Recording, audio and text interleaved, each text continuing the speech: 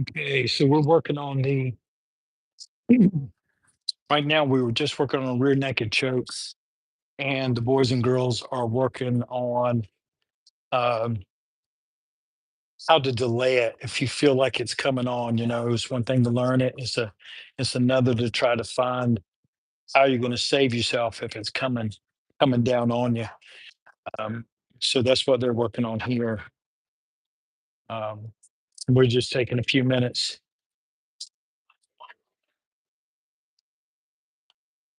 of trying to delay when you feel a rear naked choke or strangle coming in from the backside of your neck. What are you going to do? Um, okay. So just bear with us for a few minutes. You can see this in some of your Tai Chi, for example, or other Kung Fu. The main lesson that we were having today before y'all chimed in was is that a lot of times people will do form and movement and they feel good and it's good for them and it helps them keep going. But then taking your movements and your forms and turning them into actions that have a means that you have a meaning behind it and you're doing something with it. But every confrontation you have, whether it's a verbal confrontation, relationship confrontation, physical confrontation, it has to have an end. And we want to be able to, as much as we can, control those endings to something that is favorable. And in the self-defense world, that means being able to get home with as little blood loss and injury as possible. So ends are things like striking, sweeping, strangling, biting, choking, getting them down, whatever you might need to do in order to get an end that is uh, uh, better for you. And so we want to take some of the meaning of our movements, our forms, and treat them as a means to an end. And that's what this whole lesson today has been about that we've been working on. I'm going to turn y'all just slightly this way. And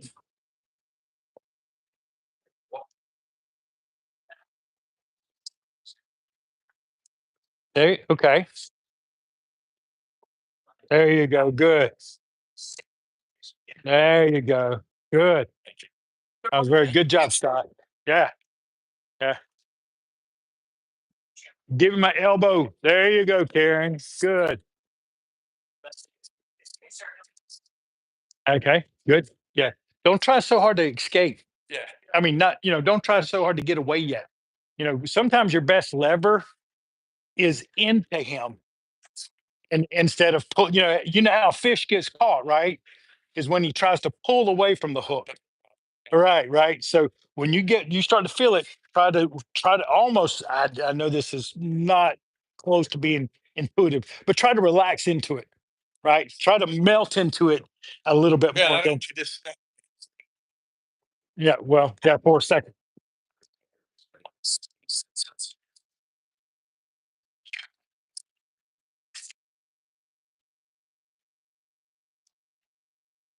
Yeah. Right. Yeah. Okay.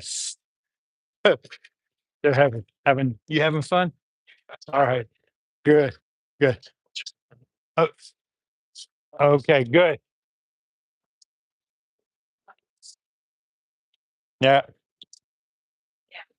Eh, all right. Let's let's bring it together. Let's bring it on over. Okay. We got the camera on back here. Okay. That's good. All right. So well, first of all, some of you who are relatively young and in some of this, how did that go for y'all? Did did your instructors treat you right? Good. All right, good. Because I trust them with everything. So, and everybody brings their own twist. And sometimes when you're doing things, it's a beautiful thing to have different people walk you through it because they have a certain perspective. And sometimes it's physical, right? And Scott's got these massively long arms, and all of a sudden you're like, yeah, right. And big ass biceps, right? Speed is this stealth. I mean, all of a sudden it's like, You're like, shit, right? You're in it and you didn't even feel it coming, right? So everybody's got their own things. The main things, as I was saying, you want to get used to ends, feeling what the ends feel like so that you will know what to do with them. Because anybody who's fighting who doesn't have an objective is just an asshole. Right? You have to have an objective. What are you trying to do? You're trying to get away. You're trying to get them down. You're trying to get them stopped. You're trying to get them. What's the word we like to use? Suppressed, subdued. Thank you. Yeah, strangled. Right there, the minister of pain. Right. So, and as we talk about, there's a progression for you all as beginners. Get really comfortable making other people uncomfortable, or you will never get to the ends. You will be the ends. You'll be the dog bone. You have to get comfortable making other people uncomfortable. That's level one, right? And we're comfortable that you make us uncomfortable. We want you to get there. I want you to put that shiver down me. Oh crap, right? Then I want you to be able to, level two is to be able to administer some pain. Okay. And if you can administer pain, then you have a really good chance that you may not have to injure somebody, because that's the last one, being comfortable injuring them. Right. And you can go from that fine line, sometimes not even on your decision. But huh? They'll choose, right? They'll keep coming until you don't have a choice, because they're continuing to escalate. For me, that's how it is. Speed wrote a beautiful paper a few years ago, wasn't it, on that one against many, the essay on that. Yeah, but one of the things that we have, I think, we had talked about, and I know we worked on, is understanding escalation, and it can go from 0 to 100 pretty quick. So, I don't. The main thing for me is that I want y'all to make sure that you don't learn stuff just to learn it. If that's all you want, fine. But I want you to at least be introduced, so that if something was happening in this parking lot, I want you to know how to use your Tai Chi, your Kung Fu, your Bakwa, whatever it is that you're learning, so that you understand ends and how to get to them, so that you don't end up being the dog bone. Okay. So, with that being said, though, it's also good to put it up and practice the means. Right. So, um, let's do just a little bit of posting, and then we'll go into, before you leave today. Let's see, old style, old style. Okay. 48, 24, 48, 48. Okay. So I want to make sure you get into some of your Tai Chi there as well. Today, as we get ready to move, what we're going to do first is just practice the technique. We call it carry tiger to the mountain. Okay. And it doesn't matter, you eventually learn it. Is that where we were in this on position? And we do a shepherd's hook. I'm going to turn to my natural side. Right. So, what the natural side is, the one that's usually in dance is called the open side. Okay. And this side would be my closed side. But I want to be able to turn, create my shepherd's hook at about heart height, turn, sitting back, sit the foot down, and then roll out. Okay. And by rolling out, I'm in an empty step, weight back. My left hand is down in front of my groin as if it's pulling down and away. My right hand is at the level of the heart. And like I said, right now, I'm using this mostly as a fixed object. That's why I call it a shepherd's hook. Okay. And then from there, I will shift my weight forward and throw it out. Step, step. Okay. Let's do that again. Okay. I'm going to do it toward the camera this time. So here I am. I'm in an on position. I'm going to turn to the natural side, shepherd's hook around into here. And then from here, I'm going to shift my weight. One, two, three. Hmm.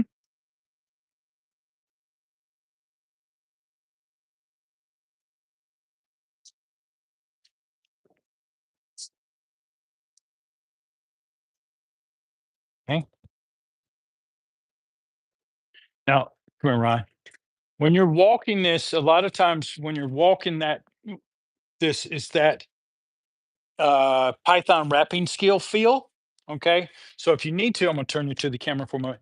If you need to, what you'll do is just take and have this hand rolling so that when you're walking, there's a sensation of it climbing up his arm, right? Like just like that. In. Now notice it started in the form, it started with the carry tiger or yeah, carry tiger around the mountain, and then it goes into here. But it's designed so that you can just do it to the other side. It also has another ends built into the form is when you roll into here, is to strike into the center. So when you're doing the form, it'll show you a couple of different ends. You got one, two, finish, then an elbow strike, a striking finish, or you can go in and you're working. And once you get in, you can just take it and turn it right around the other way. It does, so it gets you a little bit more into like a throw position if you want to do it that way. Um, any questions? No. All right. So let's try it a few more times. Just practice walking in the air, or if you want to uh, go ahead and practice, Scott. If you want to practice with each other, practice on Zach a little bit. Bob, practice it on Peter a little bit. So just walk into it. Okay. So let's just walk into it and go into the strike. Okay. So if I'm here, I'm just going to put you out this way, the form friendly version. Okay. So I'm just going to come down, strangle in, strike. Okay. So it look more like this. Okay. And the reason you do it several times in the form is because you may have to change, right?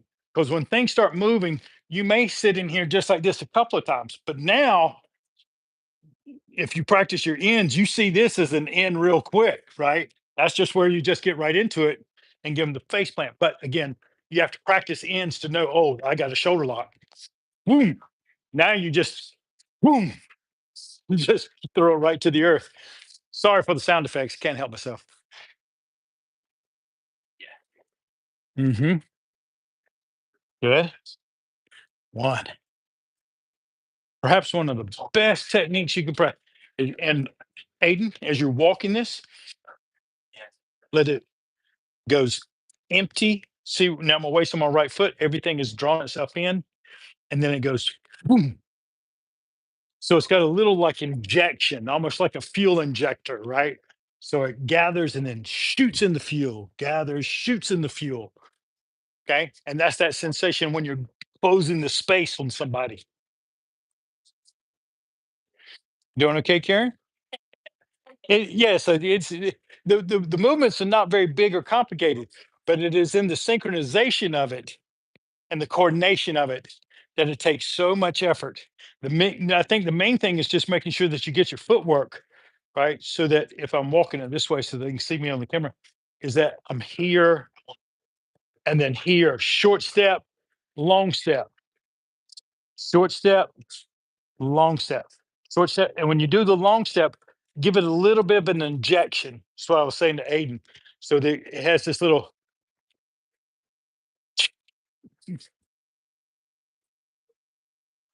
okay. This is just a little technique comes right out of your combat versions of Tai Chi Chuan, with the extra jing in your old style.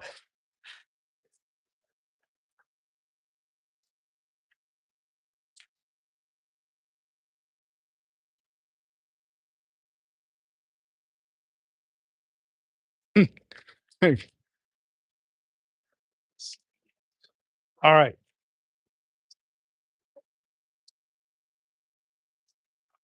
Okay. Feeling pretty good? All right. So I think what we'll do is the fire set here in just a second.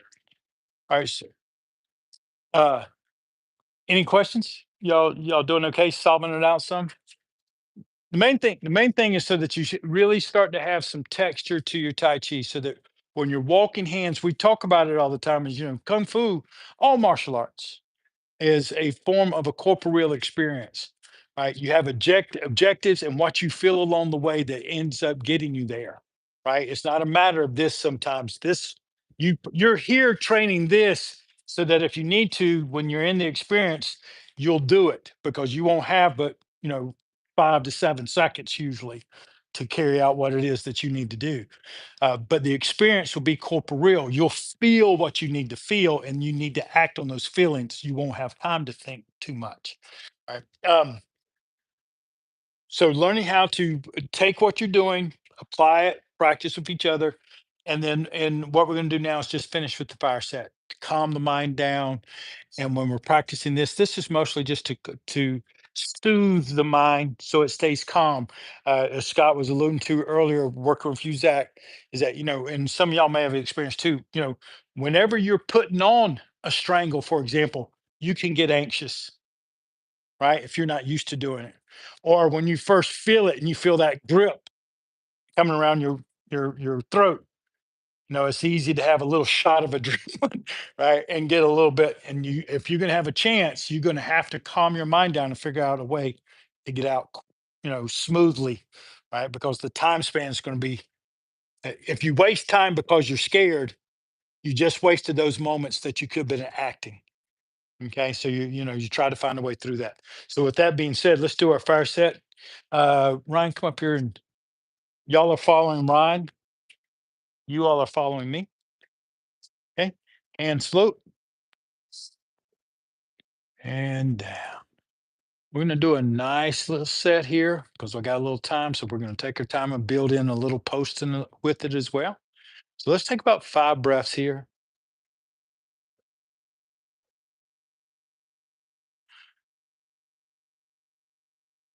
The title I had put on this lesson for today was to keep yours and take theirs. Very simple. Right? Keep your balance, take theirs. Keep your calmness, take theirs. Keep your wisdom, your objectives, and take theirs.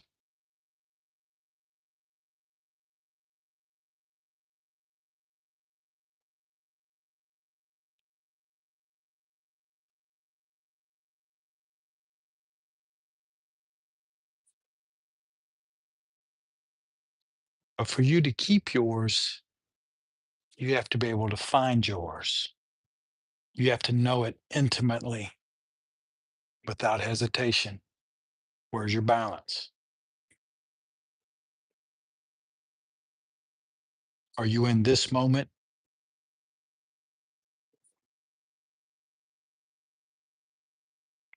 Keep your awareness. Make them focus on the pain.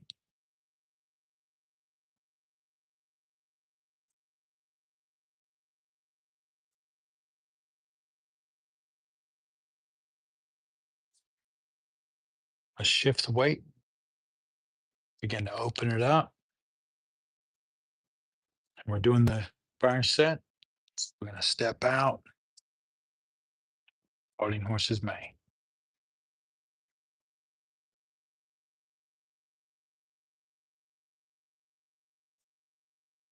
Good. Bring it together.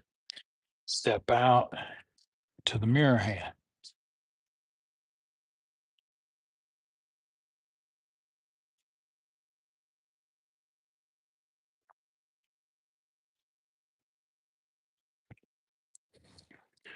Reach up and out a little bit and roll back.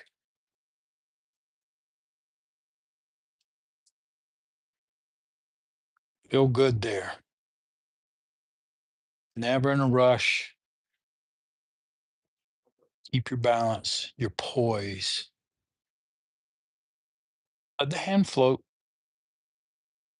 Come down to the wrist. Pressing, then rotating.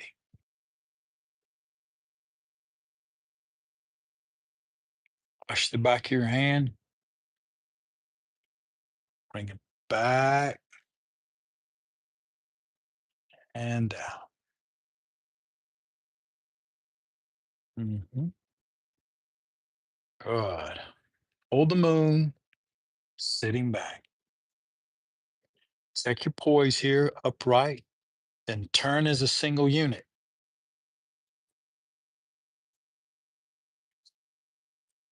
Separate the clouds.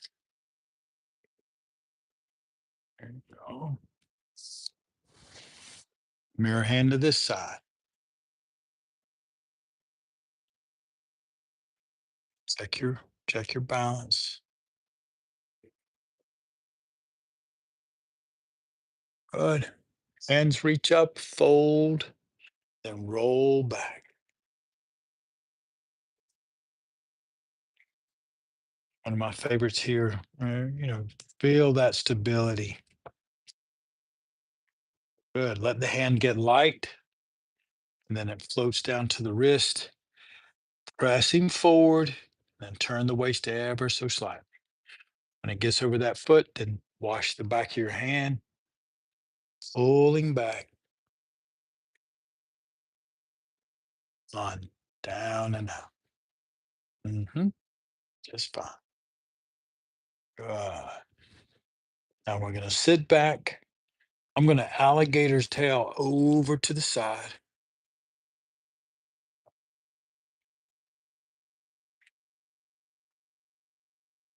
And then come out into my single whip. Mm-hmm. Good. Let the hands empty, float up, turn your body over to the corner, fan over the arms. There you go. Good. Keep that frame like we were talking about before. At this moment in time, sometimes when we're working on frame, it is mostly a fixed object, not stiff, but somewhat fixed, like a bamboo stalk. Okay. So you're going to turn it.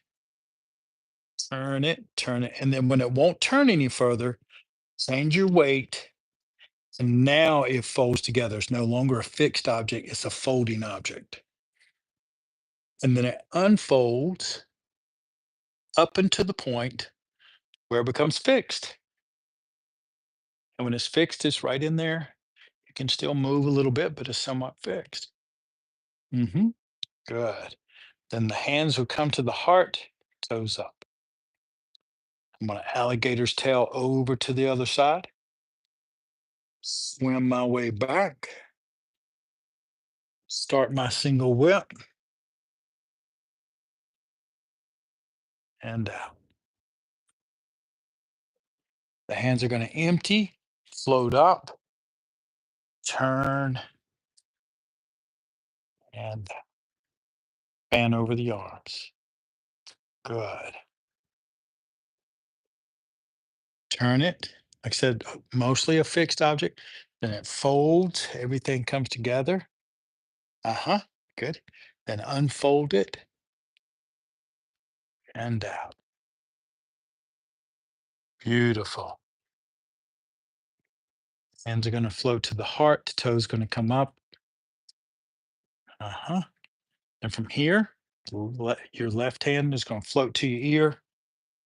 You're going to turn into your brush knee. Hmm. Then from here, climb up, golden rooster,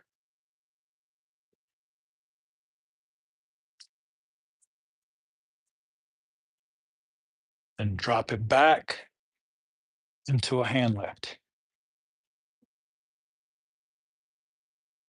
Good. Fold,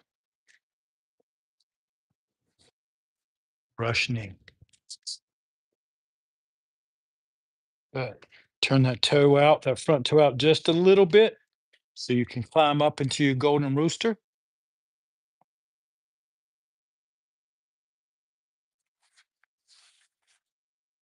And drop the foot, transition the weight. Good. That's the end of section 3. Last section, section 4. Float the hands, backhand, intercept. One of my favorite ends. Okay. Then the white snake stretches out, rolls through the grass, center punch. Mm-hmm. And float under elbow and on. Mm-hmm. And reach up, Pull back. Good poise. Good. Backhand. Intercept. The white snake stretches out, then rolls through the grass into a center punch. Hand floats under the elbow and down. Good. Bringing it to a close. Push the sky. Gather the clouds into a cross hand. Bring it up. Feet together. Press and raise. Okay.